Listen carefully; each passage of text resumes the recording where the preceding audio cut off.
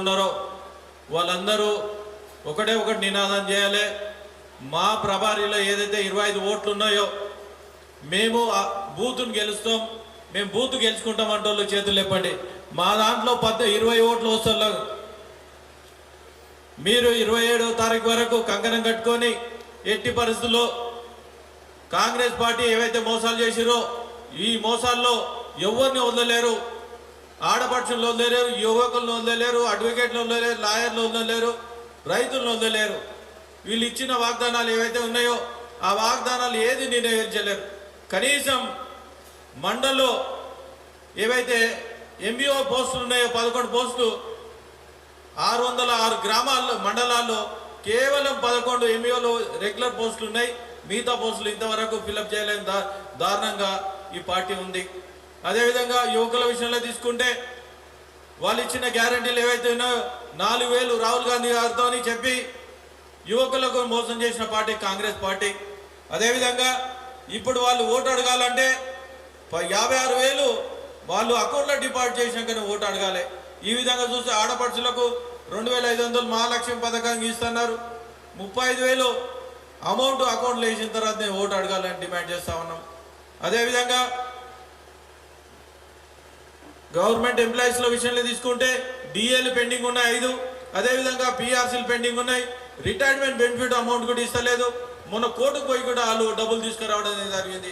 అదేవిధంగా degree guest lecturers ఎవరైతే ఉన్నారో వాళ్ళకి పర్మనెంట్ చేస్తాను హైకోర్టు ఆర్డర్ ఇచ్చినా కానీ ఎవరైతే ఫ్యాకల్టీ ఉన్నదో కనీసం ఎంటీఎస్ కూడా వాళ్ళు ఇవ్వకపోవడం, మినిమం టైం స్కేల్ కూడా వాళ్ళు ఇవ్వకపోవడం ఎంత దారుణం అంటే దీన్ని బట్టి ఆలోచించుకోవాలి. ప్రతి ఒక్కరిని భయభ్రాంతులు చేస్తూ ఉన్నారు వీళ్ళు. దాన్ని బట్టి ఏదైతే ఉన్నదో ఏది సక్రమంగా నిర్వహించకపోవడం, వాళ్లకు ఏదైతే మినిమం టైం స్కేల్ ఉందో దానికి టీఏ డిఏ హెచ్ఆర్ఏ ఏముండదు.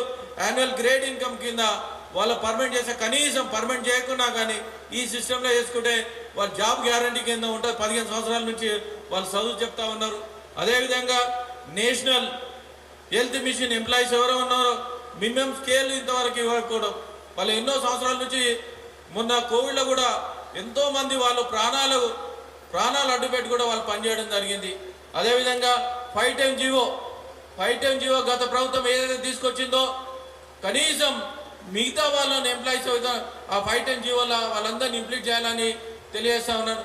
గతంలో ఉమ్మడి ఏపీ ఉన్నప్పుడు ఒక స్పెషల్ జీవో తీసుకురావడం జరిగింది. ఆ స్పెషల్ జీవో ఏంటంటే నేషనల్ హెల్త్ మిషన్ ఎవరైతే ఎంప్లాయీస్ ఉన్నారో వాళ్ళందరికీ వాళ్ళు పర్మనెంట్ చేయొచ్చు అనే అధికారం ఉంది. కేవలం 500 మంది వాళ్ళు పనిచేస్తూ ఉన్నారు. 1 crore వాళ్ళు శాలరీ ఇస్తున్నారు. దానికి 10 లక్షలు ఎక్కువైతే వాళ్ళందరినీ అలా పర్మనెంట్ చేస్తే, ఎందుకంటే ఇది బ్యాక్వర్డ్ ఏరియా కింద ఉన్నది, అందుకోసం దాన్ని చేయాలని డిమాండ్ చేస్తూ ఉన్నాం.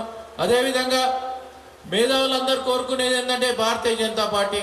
ఎందుకు భారతీయ జనతా పార్టీ మొన్న పెట్టిన బడ్జెట్లో 12 లక్షలు ఇన్కమ్ ట్యాక్స్ వేవర్ పెట్టిన తర్వాత ప్రతి ఒక్కరికి ఎంప్లాయీస్, రిటైర్డ్ ఎంప్లాయీస్, తర్వాత బిజినెస్ పీపుల్, తర్వాత ఏంటంటే స్మాల్ స్కేల్ ఇండస్ట్రీ వాళ్ళు ఇన్కమ్ ట్యాక్స్ ఎవరైతే కర్తలు ఉన్నారో ఎంప్లాయీస్ కాకుండా నాన్ ఎంప్లాయీస్ ప్రతి ఒక్కరికి 1,00,000 నుంచి 1,50,000 రూపాయలు బెనిఫిట్ అయింది.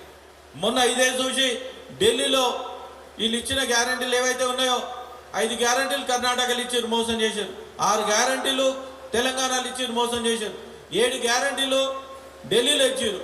మనం అందరం పోయి చెప్పి వీళ్ళు మోసాలు చేస్తూ ఉన్నారు, అందుకోసం వీళ్ళు ఓటేందంటే ఖాతా జరగకుండా ఢిల్లీలో కైవసం చేసుకున్న ఓన్లీ భారతీయ జనతా పార్టీ. ఇదే నిదర్శనం. రాబోయే రోజుల్లో అవినీతి లేకుండా ఉండే పార్టీ ఏంటంటే భారతీయ జనతా పార్టీ.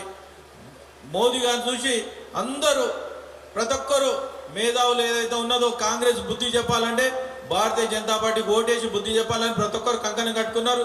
ఇదే నిదర్శనం. రాబోయే రోజుల్లో ఎట్టి పరిస్థితుల్లో మనం ఇది గెలుచుకుంటే వాళ్ళకి ఏంటంటే 42 కాన్స్టిట్యున్సీలో మనం గెలుచుకున్నట్టు ఉంటుంది. రాబోయే లోకల్ బాడీ ఎలక్షన్లో కూడా మనకు సువాసనంగా ఉంటుంది. అందుకోసానికే మీరు 4 రోజులు కష్టపడితే 6 సంవత్సరాలు సర్వీస్ చేయడానికి మనం ముందుంటాం. ఇంకొకటి ఏంటంటే ఆయన మండల్కి ఒక ఇంటర్నేషనల్ స్కూల్ పెడతా అని చెప్పిండు. ఏదైనా మండల ఇంటర్నేషనల్ స్కూల్ పెట్టినా మాకు ఈయన గవర్నమెంట్ వచ్చినాక ఎక్కడ పెట్టలేడు కదా. దాని ధీటుగా నేను ఒకటే చెప్తా ఉన్నాను, మనం గెలిచిన తర్వాత నేను ఏదైతే శాలరీ వస్తుందో ఆ శాలరీ ఎక్కడ తీసుకోకుండా ప్రతి మండల్లో ప్రతి నెల ప్రతి మండలంలో వచ్చిన సాలితో నేను స్కూల్ డెవలప్ చేస్తాను కూడా నేను తెలియజేస్తా ఉన్నాను. వచ్చే 3 లక్షలు ఏదైతే ఉందో ప్రతి మండలంలో నేను పెట్టి నేను తెలియజేస్తాను. 6 సంవత్సరాలు ఏ స్కూల్ అయినా పర్వాలేదు, మీరు ఏం చెప్పినా పర్వాలేదు, ఎమ్మెల్యే గారు ఉన్నారు, అందరు ఉన్నారు, ఏం చెప్పినా పర్వాలేదు, ఆ స్కూల్ డెవలప్ చేసి వాళ్ళకు చూపిస్తామని ఇక్కడ తెలియజేస్తూ ఈ అవకాశం పెద్దలందరికీ ధన్యవాదాలు తెలియజేస్తూ ముగించుకుంటాను. భారత్ మాతాకి, భారత్ మాతాకి జై శ్రీరామ్.